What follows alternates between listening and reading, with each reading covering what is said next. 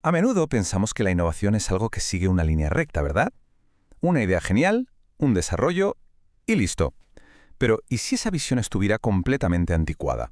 Vamos a explorar cómo se difunde realmente la innovación y a descubrir por qué el lugar, el territorio, lo es absolutamente todo.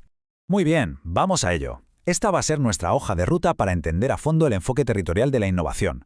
Primero, desmontaremos un mito. Luego, veremos la barrera que frena el cambio, el famoso lock-in. Después, descubriremos por qué el territorio es la clave y analizaremos los 5 motores que lo impulsan. Y finalmente, cerraremos viendo cómo se forjan estos ecosistemas.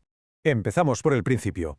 Para entender el modelo actual, primero hay que desmontar una idea errónea que ha dominado nuestro pensamiento durante décadas. La visión tradicional era súper simple, casi de libro de texto. Un flujo de A a B y a C. Invención, desarrollo, difusión. Pero la realidad, como sabemos ahora, es mucho más caótica, más rica, más social. Es una red compleja, un ecosistema de ideas que rebotan, se combinan y se retroalimentan constantemente. Y aquí está el punto clave, la idea central. La difusión, o sea, el momento en que la sociedad adopta una idea, no es el final del camino, es el momento de la verdad. Es la fase más difícil y la más crucial. Es lo que convierte un prototipo guardado en un cajón en una auténtica revolución socioeconómica. Vale, pero si una nueva tecnología es superior, ¿por qué nos impone siempre? ¿Qué la frena? La respuesta está en una fuerza de resistencia increíblemente poderosa, la inercia del status quo. A este fenómeno lo conocemos como el efecto lock-in o efecto candado. Es básicamente la idea de que los sistemas que ya están establecidos, los que usamos a diario, crean una especie de campo de fuerza a su alrededor que se refuerza a sí mismo y que hace pero que muy difícil que algo nuevo pueda entrar. Y este efecto candado no es una sola cosa, es un conjunto de barreras. Pensemos, por ejemplo, en los costes sumergidos. Una empresa que ha invertido millones en maquinaria no la va a cambiar de la noche a la mañana. O en nuestros propios hábitos. Usamos el teclado QWERTY no porque sea el mejor, sino porque es al que todos nos hemos acostumbrado. Luego está la infraestructura, toda la red de gasolineras que da soporte al coche de combustión.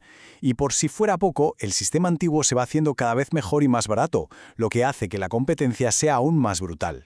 Entonces, si el locking es un muro tan formidable, ¿cómo lo derribamos? La solución, y esto es lo verdaderamente fascinante, no suele estar en la tecnología en sí, sino en el lugar donde ésta se desarrolla.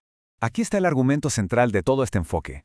La proximidad geográfica, el hecho de estar físicamente cerca, no es un simple decorado. No, es una fuerza activa, un motor dinámico que crea las condiciones necesarias, las ventanas de oportunidad, para que el cambio pueda por fin abrirse paso. Muy bien.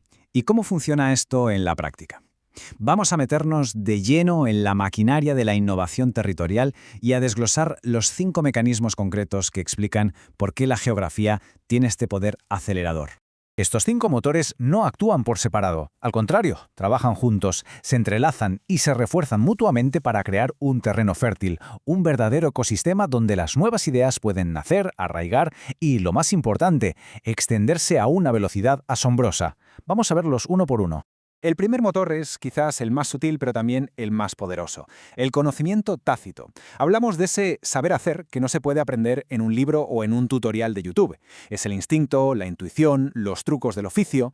Es el conocimiento que literalmente se respira en el ambiente de ciertos lugares. Para que este tipo de conocimiento se transmita, se necesita el cara a cara. La proximidad hace que este aprendizaje sea fluido, barato y casi accidental. Esas conversaciones de pasillo, las visitas informales al taller de al lado, no son tiempo perdido. Son, en realidad, procesos de I+D de bajo coste, pero de un impacto enorme. Segundo motor, las economías de aglomeración. Pensemos en los ejemplos clásicos.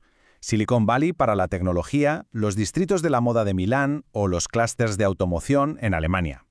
Cuando las empresas de un mismo sector se concentran geográficamente, se produce una especie de magia económica. Estar todos en el mismo sitio reduce la fricción de hacer negocios. Se crea un mercado de proveedores y talento súper especializado, se comparten infraestructuras y, sobre todo, se reducen drásticamente los costes de transacción. Todo es más rápido, más barato y más eficiente cuando tus socios, proveedores y clientes están, como quien dice, a la vuelta de la esquina. El tercer motor es de naturaleza puramente social. Es el ver para creer. La incertidumbre es uno de los mayores enemigos de la innovación. ¿Y qué hay mejor para reducir esa incertidumbre que ver con tus propios ojos que a tu vecino, a tu competidor, le está funcionando de maravilla? En un distrito industrial o en una zona agrícola, El éxito de uno se convierte en una demostración potentísima para todos los demás.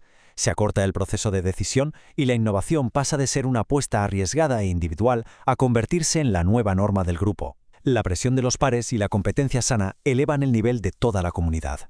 Nuestro cuarto motor es una infraestructura invisible, la confianza, el capital social.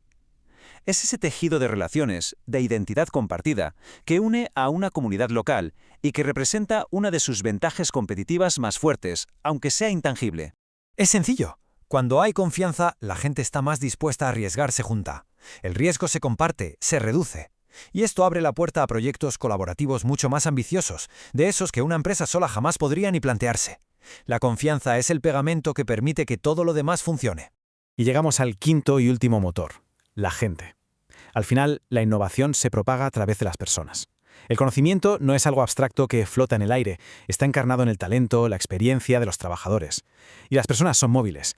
Un mercado laboral local denso y especializado es un activo increíble. Los empleados se mueven de una empresa a otra llevando con ellos sus conocimientos y polinizando todo el ecosistema. Y luego tenemos el fenómeno de las spin-offs, antiguos empleados que crean sus propias empresas llevando el ADN innovador para crear nuevas ramas en el árbol tecnológico de la región. Es la forma definitiva de difusión. Muy bien. Después de analizar todos estos mecanismos, ¿cuál es la gran lección que nos llevamos de esta perspectiva territorial? El punto crucial es este. Tenemos que cambiar el foco. No se trata solo de financiar la invención de cosas nuevas. Se trata de ser jardineros. Se trata de diseñar, de cuidar y de cultivar de forma consciente los entornos, los ecosistemas que permiten que esas invenciones florezcan y se conviertan en algo grande. Y esto nos deja con una reflexión final que va más allá de la teoría. Si aplicamos estos principios, podemos moldear activamente nuestros propios territorios. Así que la pregunta es, ¿cómo podríamos rediseñar nuestras ciudades, nuestras regiones o nuestras industrias para que se conviertan en verdaderos y potentes motores de la innovación del futuro?